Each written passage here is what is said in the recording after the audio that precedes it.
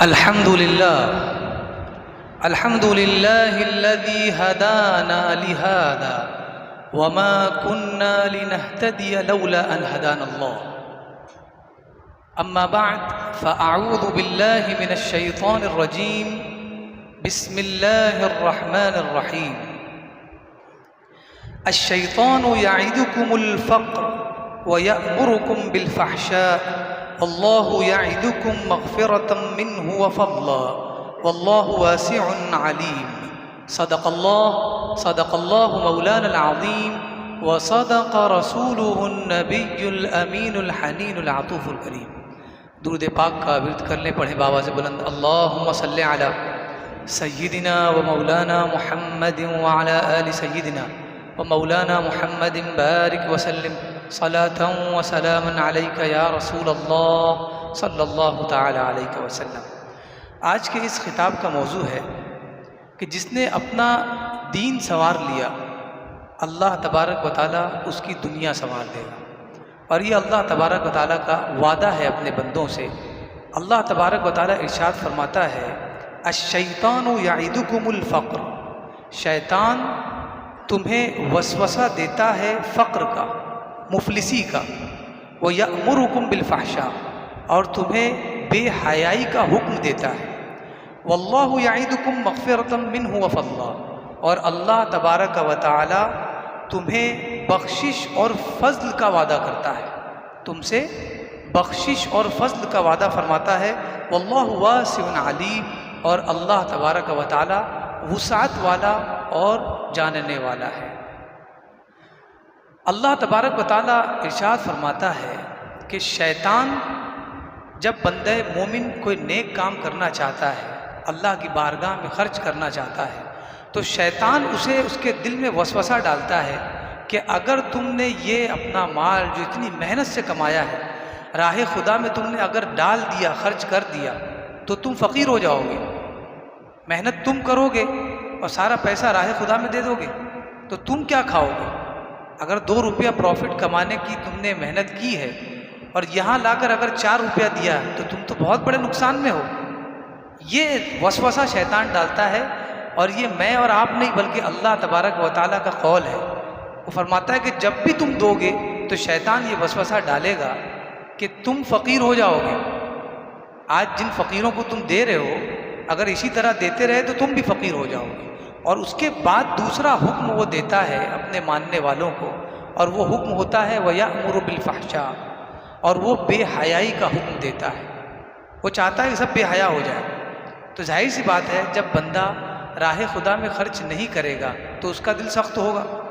جب سخت ہوگا تبھی تو راہ خدا سے وہ دور ہوگا، اور جب دور ہوگا راہ خدا سے اور صلاح اور فلاح کا دروازہ بند ہو جائے گا، اس کے بعد وہ فساد پیدا کرنا شروع کرتا ہے اور نیتوں کو خراب کرنا شروع کرتا ہے. اسی لیے ڈاکٹرز جب دوا دیتے ہیں تو سب سے پہلے یہ کہتے ہیں کہ آپ کو ڈائٹ کرنا ہے، تاکہ وہ غلط چیزیں جو آپ کے پیٹ میں جا رہی وہ پہلے نہ آئے، پہلے وہ بند کرو، اس کے بعد میں آپ کو میڈیسن دوں گا. اسی طرح شیطان بہت بڑا ڈاکٹر ہے ہمارا، لیکن وہ کون سا ڈاکٹر ہے؟ وبائی ڈاکٹر ہے، وبا پھیلاتا ہے. اور وہ یہ کرتا ہے کہ سب سے پہلے صلاح و فلاح کا دروازہ بند کر دو اور اس کے بعد اس کے دل میں وسوسہ ڈالو، تاکہ پھر یہ اللہ کی راہ سے دور نہ ہو جائے بلکہ بھول ہی جائے کہ کوئی راہ خدا تھی ہی.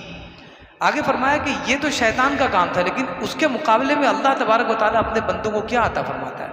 فرمایا وَاللَّهُ يَعِدُكُمْ مَغْفِرَةً مِّنْهُ فَضْلًا. اللہ تبارک و تعالیٰ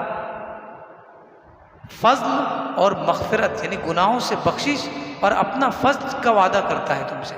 اگر تم نے راہ خدا میں دیا تو اللہ تبارک و تعالیٰ کی بخشش پاؤ گے اور اس کی مغفرت پاؤ گے اور اس کا فضل تمہیں ملے گا. یہ اللہ کا وعدہ ہے. اور یہ تو ہو گیا کہ ایک کے بدلے میں ایک ملے، لیکن آگے فرمایا وَاللَّهُ وَاسِعٌ عَلِيمٌ. اللہ بہت وسعت والا ہے، اس کو اگر پسند آ گیا تو تمہارے ایک کے بدلے 1 کروڑ دے سکتا ہے اگر اسے پسند آ گیا. اسی لیے فرمایا کہ یہ ایک کے بدلے ایک ہے. وَاللَّهُ وَاسِعٌ، اور اللہ بہت وسعت والا ہے. وہ عالم، اور جانتا بھی ہے تمہارے دل کے حالات کو کہ تم جو دے رہے ہو صرف اس لیے تو نہیں دے رہے ہو کہ بازو والے نے بھی دیا تو میں بھی دے دوں. وہ جانتا ہے سب. تو اس لیے مت دو کہ کسی نے دیا ہے، اس لیے دو کہ میرے رب نے مجھے دیا اور اس لیے میں آگے دے رہا ہوں، تب اللہ تبارک و تعالیٰ بھی ضرور دے گا. اب آئیے نبی پاک صلی اللہ علیہ وسلم کی احادیث کی جانب رسول اللہ صلی اللہ علیہ وسلم حدیث مبارکہ میں فرماتے ہیں کہ ایک شخص تھا، وہ ایسی وادی میں گیا جو صحرا تھی، صحرا، ڈیزرٹ۔ اب وہاں جانے کے بعد وہ دیکھتا ہے کہ ایک بادل جو ہے وہ وہاں سے گزر رہا ہے، اور اس بادل میں سے آواز آتی ہے، اس بادل کو حکم ہوتا ہے، حدیث ہے یہ، حکم ہوتا ہے کہ اے بادل میرے فلاں بندے کے اوپر جا کر برس جا۔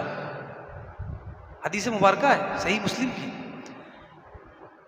اور اس کا نام بھی لیا جاتا ہے کہ میرا فلاں فلاں بندہ ہے، جا کے تو اس کے باغ میں برس جا، اس کی فیلڈ میں برس جا۔ تو یہ جو بندہ تھا جس نے یہ آواز سنی، وہ اسی بادل کے پیچھے پیچھے چلنے لگا۔ بادل بہت سلو چلتا ہے، اور بادل کے پیچھے پیچھے چلتا رہا، دیکھوں کہ میں کہاں جاتا ہے، کیونکہ اسے نام تو پتہ چل گیا تھا، اب مکان پتہ کرنا تھا۔ جب نام پتہ چل گیا تو چاہتا تھا کہ اس کے پاس جاؤں اور پتہ کروں کہ وہ کرتا کیا ہے، کہ جس کے لیے اللہ تبارک و تعالیٰ نے بادلوں کو اس کے کام پہ لگا دیا، یہ کرتا کیا ہے یہ۔ تو وہ بادل گیا، اور ایک بڑی جو نہر ہوتی ہے وہاں پر اس بادل نے اپنے سارے پانی کو گرا دیا، سارا پانی اس نہر میں جمع ہو گیا۔ تو اب اس نے دیکھا کہ وہ نہر سے ایک چھوٹی سی نہر نکلتی تھی، اور وہ کہیں جا رہی تھی۔ تو اب اس نے اس چھوٹی سی نہر کا پیچھا کیا کہ یہ پانی کہاں جا رہا ہے، کیونکہ بڑی سی نہر تو کسی کے گھر نہیں جاتی، وہ چھوٹی نہر کا پیچھا کیا تو دیکھا کہ وہ ایک ایسے باغ میں گئی، ایک ایسی فیلڈ میں گئی جہاں پر ایک شخص کھڑا تھا، اور وہ اپنے کسی سامان کے ذریعے پانی کو اپنے باغ میں پھیلا رہا تھا۔ جہاں جہاں پانی نہیں جا رہا تھا وہاں پر وہ اس پانی کو پھیلا رہا تھا۔ یہ پانی وہی تھا جو اس نہر سے آ رہا تھا۔ تو جب اس نے اس شخص کو دیکھا تو پہلے پوچھا کہ اے اللہ کے بندے تمہارا نام کیا ہے؟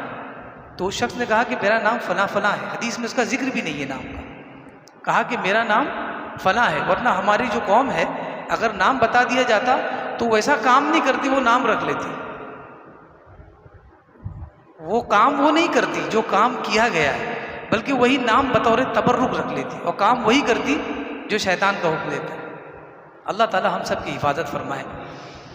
اب وہ بندہ اس سے نام پوچھتا ہے تو وہ نام بتانے کے بعد کہتا ہے کہ بھئی آخر تم نے میرا نام کیوں پوچھا؟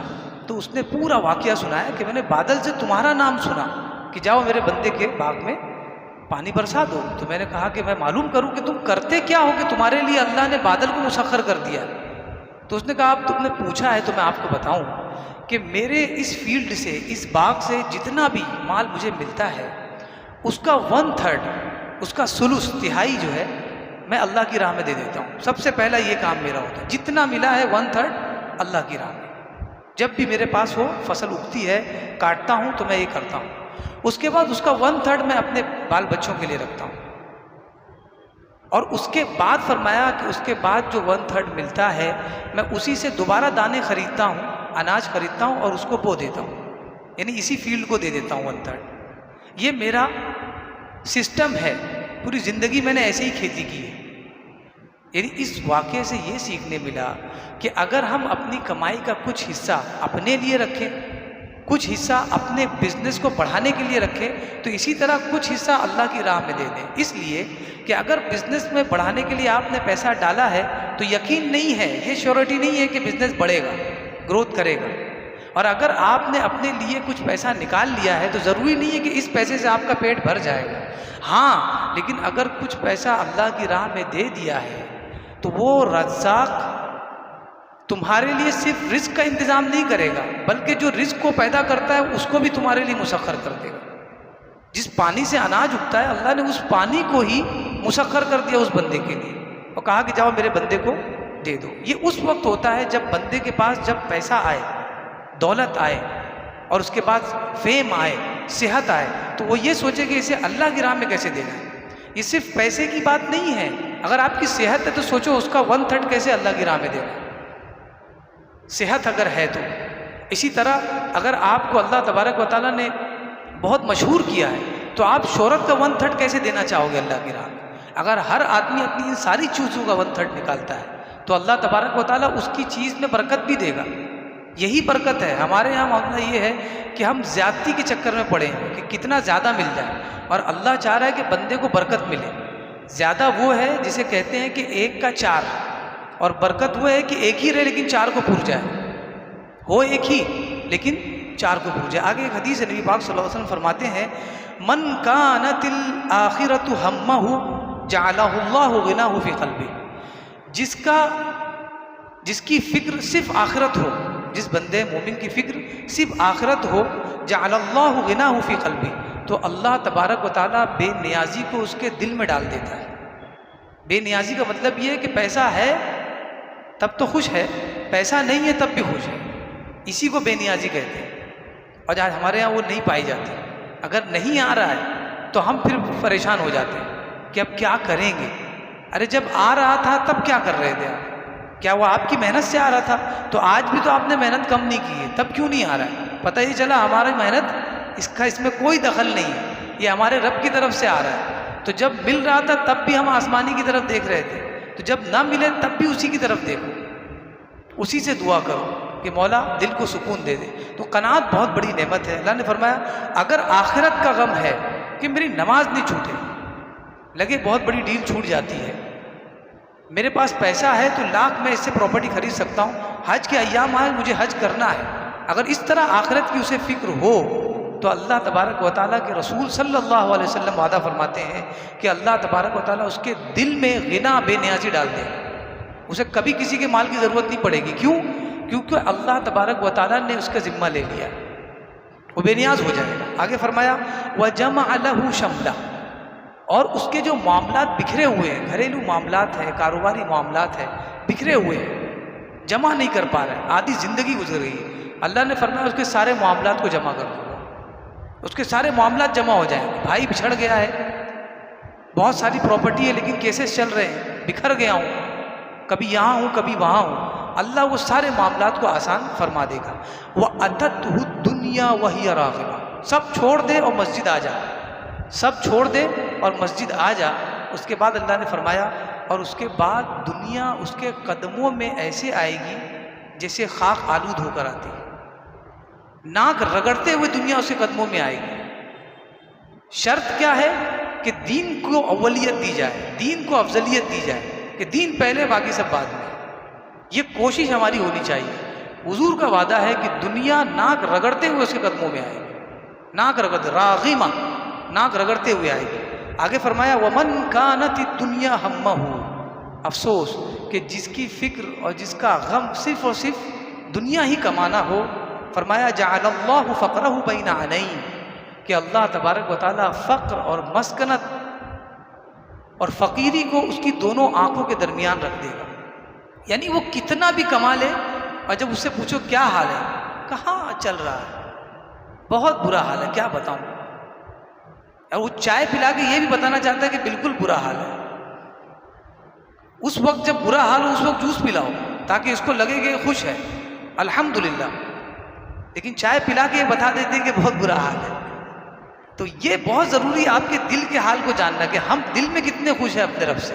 جب دیتا تھا تب بھی خوش رہنا ہے، جب نہیں دے گا تب بھی خوش رہنا ہے۔ فرمایا کہ دنیا ہی اس کا غم ہے، دنیا ہی اس کی فکر ہے اور کسی کے بارے میں سوچتا نہیں۔ فرمایا تو اللہ اس کی آنکھوں کے درمیان فقر رکھ دے گا، کتنا بھی کمائے گا، کوئی بھی پوچھے کیسے ہو، بس چل رہا ہے، ایک ہی بات ہے۔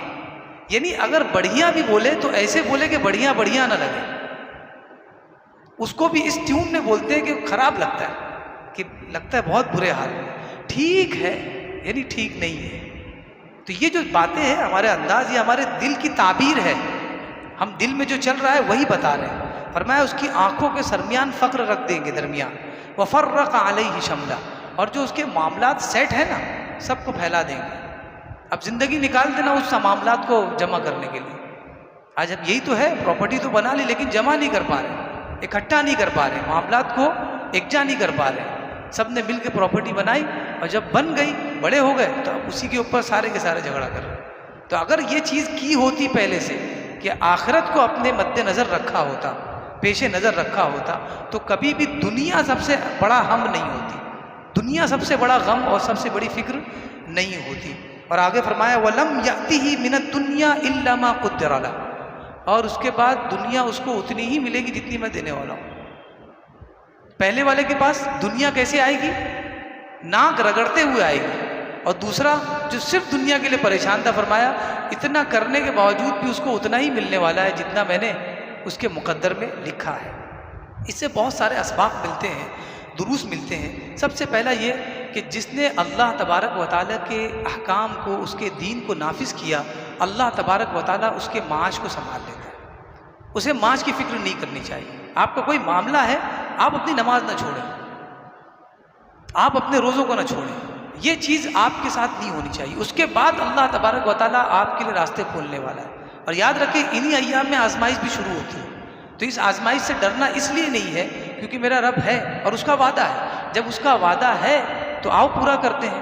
یہ وعدہ ایسا ہے کہ پہلے بندے کو آنا پڑتا ہے، تب اللہ تبارک و تعالیٰ اس کو عطا فرماتا ہے۔ اور یاد رکھے بندہ آتا خود سے نہیں ہے، توفیق بھی اسی کی دی ہوئی ہوتی ہے۔ یعنی ہم نے کیا کچھ بھی نہیں ہے، بالکل دور سے ہمیں کیا کیا جا رہا ہے، ہینڈل کیا جا رہا ہے۔ توفیق بھی وہی ڈالتا ہے، تب ہم مسجد آتے ہیں۔ توفیق وہ ہمارے ذہن میں دیتا ہے، تب جا کے ہم کار خیر میں حصہ لیتے ہیں۔ اس کے بعد اس کا اجر بھی دیتا ہے اور کہتا ہے تجھے بخش دیا۔ کمال ہے، کیسا فضل ہے، کیسا رحم ہے اپنے رحمان کا۔ تو یہ جب بندہ اس کو محسوس کر لے تو اب اس کو اپنی دنیا میں سے کچھ اس کی راہ میں دینے میں سوچنا نہیں پڑے گا۔ سوچتا وہ ہے جو سمجھ نہیں پاتا کہ اس کا فضل کتنا عظیم ہے، وہ کہاں کہاں ہماری پشت پناہی کرتا ہے۔ جب اس چیز کا یقین ہو جائے تب بندہ مطمئن ہو جاتا ہے راہ خدا میں دینے کے لیے۔ دوسرا سبق یہ ملتا ہے، دنیا میں اگر کوئی مشہور ہوا تو وہ شہرت کیسی ہے۔ مشہور تو وہ ہو کہ جس کے چرچے آسمانوں میں ہو۔ یہی بندے کو دیکھیے کہ اس کا چرچا آسمان میں تھا، فرشتے کو حکم ہوا کہ جا کر بادل وہاں برسا دو۔ فرشتے سے اللہ تبارک و تعالیٰ فرمایا، اور نام بھی کہا کہ اس نام کا بندہ ہے، اس کے باغ میں جا کے پانی برسا دو۔ تو شہرت تو وہ ہے جو آسمانوں میں ہو۔ ہم یہاں شہرت کمانے کے لیے کسی غریب کو بھی کچھ دیتے ہیں تو 10 مرتبہ فوٹو لے لیتے ہیں، صرف اس لیے کہ تاکہ دنیا والے جان جائیں۔ میرے دوست، اس سے بڑی شہرت وہ ہے جو آسمانوں میں ہو۔ آپ سوچو کہ ہم آسمان کی طرف کبھی گئے نہیں، نہ ہمیں وہاں کوئی جاننے والا ہے۔ کل بروز قیامت انشاءاللہ العزیز جب ہم وہاں پہنچیں گے تو لوگ یہ کہیں گے وہی ہے، فرشتے کہیں گے یہی بندہ ہے جس کا ذکر ہمیشہ آتا تھا۔ سوچو، یہ وہی بندہ ہے جس کا ذکر ہمیشہ محفل میں اللہ تبارک و تعالیٰ فرماتا تھا۔ یہ شہرت عظمت رکھتی ہے۔ یہ لوگوں کی شہرت سے دور رہو، اس سے کچھ نہیں ملے گا سوائے اس کے کہ آدمی اور متکبر ہو جائے۔ تو شہرت بھی اگر حاصل کرنی ہے تو اس کے اندر بھی نیکی کا پہلو ہونا چاہیے۔ سب سے عظیم چیز اور سب سے عظیم درس یہ، آپ جس چیز سے اللہ کی بارگاہ میں اپنا حصہ نکالیں گے اللہ اس چیز میں برکت دے گا۔ اگر آپ کی زمین ہے اور زمین آپ نے اس لیے حفاظت کی ہے کہ کل اللہ کی راہ میں اس زمین کا جو بھی پروفٹ ہوگا میں دوں گا، اللہ اس کی حفاظت کا ذمہ لے لے گا۔ اب آپ بے فکر رہیے، کیونکہ آپ کی نیت کیا ہے کہ میں نے اللہ کے لیے محفوظ کی۔ آپ صحت مند ہیں، آپ نے صحت کو سنبھالا ہے، ایکسرسائز کرتے ہیں، ڈائٹ کرتے ہیں، کیوں؟ اس لیے کہ اللہ وہ دن نہ دکھائے کہ کرسی پر بیٹھ کر نماز پڑھنی پڑے، اس کی بارگاہ میں رہوں تو کھڑے ہو کر باادب پڑھوں۔ یہ نیت کی اللہ آپ کی صحت کی حفاظت کرے گا۔ تو جس چیز میں آپ نے اللہ تبارک و تعالیٰ کا حصہ نکالنے کا ارادہ کر لیا ہے اللہ تبارک و تعالیٰ اسی چیز میں آپ کو برکت دے گا۔ اللہ تبارک و تعالیٰ کی بارگاہ میں دعا ہے کہ ہمیں کہنے سننے سے زیادہ اس پر عمل کی توفیق عطا فرمائے۔ وما علینا الا البلاغ۔